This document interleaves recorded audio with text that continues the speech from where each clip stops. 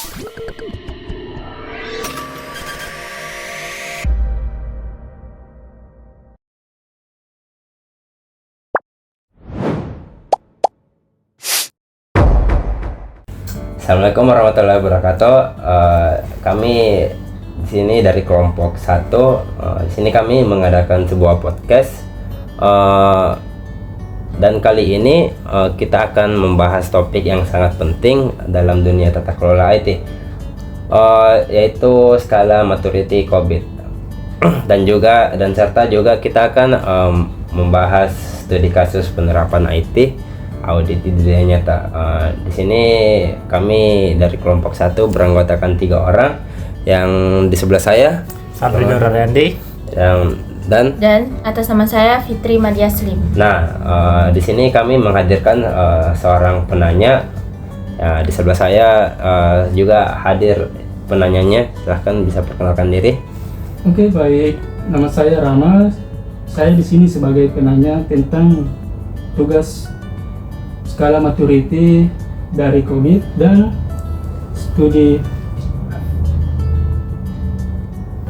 IT. Oke. Ya, kami mulai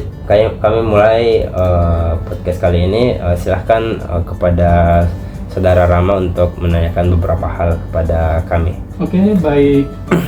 Langsung saya tanyakan ya. Siapa yang bisa jelaskan apa sih itu skala maturity framework COVID itu? Mungkin dari saudara Fitri sepertinya bisa menjawab. Baik, saya akan menjawab pertanyaan yang ditanyakan oleh penanya. Pertanyaannya yang sangat bagus. Jadi, skala maturity dalam COVID adalah tingkat kematangan proses teknologi informasi dalam suatu organisasi. COVID menggunakan skala 0 sampai 5 untuk menilai sejauh mana proses teknologi informasi dijalankan secara konsisten, terdokumentasi, dan terintegrasi dengan strategi bisnis.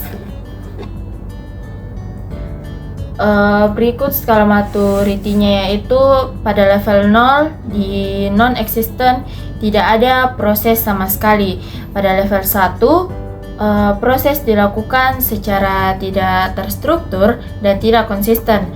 Dan level 2, repeatable but intuitive, sudah ada pola berulang tapi masih mengandalkan individu, bukan proses formal. Nah, pada level 3, proses terdokumentasi dan distandarkan. Dan level 4, managed and measurable, proses dia monitor dan diukur untuk perbaikan terus-menerus. Pada level 5, proses sudah terbaik terus ditingkatkan dengan inovasi dan teknologi. Kita dapat menyimpulkan di sini bahwa skala maturity dalam COVID adalah tingkat kematangan proses IT dalam suatu organisasi.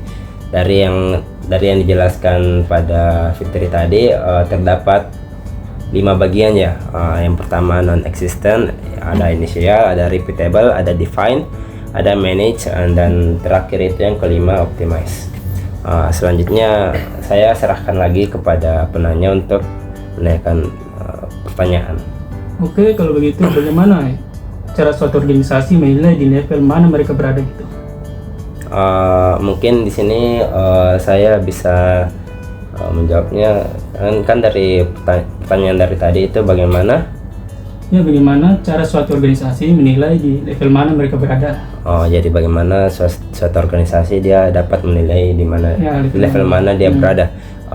Itu untuk menilainya biasanya dilakukan melalui self assessment atau audit formal dengan menilai aspek-aspek seperti ada 5 poin, yaitu sejauh mana prosesnya terdokumentasi, apakah ada pengukuran performa, siapa yang bertanggung jawab atas proses tersebut, apakah ada kontrol dan review berkala, atau COVID menyediakan pedoman dan kriteria spesifik untuk menilai tiap levelnya.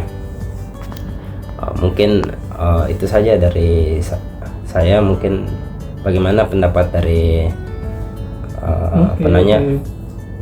Oke, kalau semua perusahaan ingin sampai level 5, kenapa masih banyak yang berhenti di level 2 atau level 3?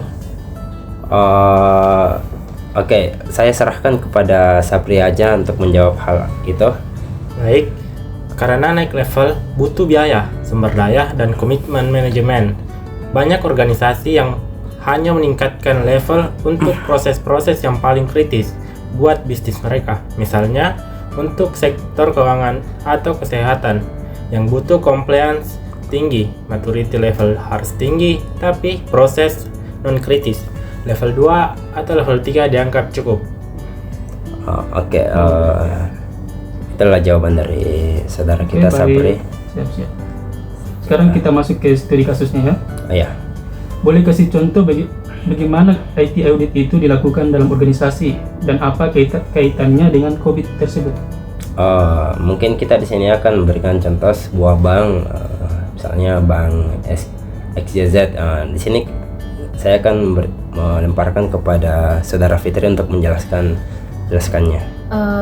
Untuk terkait dari yang penanya tanyakan, pada bank XYZ itu mengalami insiden kebocoran data nasabah, sehingga manajemen akhirnya memutuskan untuk melakukan IT audit menyeluruh. Prosesnya itu auditor menggunakan COVID-5 sebagai acuan.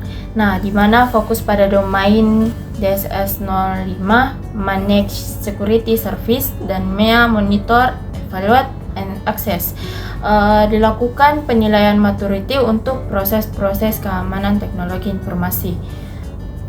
Adapun pada temuan tersebut keamanan jaringan masih berada di level 2. Hanya ada kebijakan umum tapi tidak terdokumentasi secara baik. Log access tidak dimonitor secara berkala dan belum ada framework pengelolaan insiden. Sehingga tindakan yang dilakukan dibuat dokumentasi standar operasional yang artinya SOP dan menerapkan sistem SIM, security, informasi dan event management dan meningkatkan proses ke level 3 dalam 6 bulan sehingga hasilnya serangan siber menurun. Jika pada audit berikutnya ditanyakan komplain, benar banget. COVID itu seperti blueprint bagaimana IT harus dikelola dan diukur agar align dengan tujuan bisnis, terutama dalam audit. COVID bantu auditor menilai apakah proses sudah efisien, aman, dan sesuai standar. Itulah jawaban dari pertanyaan-pertanyaan yang dilantarkan oleh saudara Rama ini. Jadi kita dapat menyimpulkan COVID itu sebagai blueprint bagaimana IT harus dikelola dan diukur agar lain dengan tujuan bisnis, terutama dalam audit COVID. Bantu auditor menilai apakah proses sudah efisien, aman, dan sesuai standar. Mungkin dari sekian dari kelompok kami. Saya juga berterima kasih kepada penanya saudara Rama ini sudah menjadi bagian dari podcast ini. Mungkin itu saja dari kelompok kami. Assalamualaikum warahmatullahi wabarakatuh.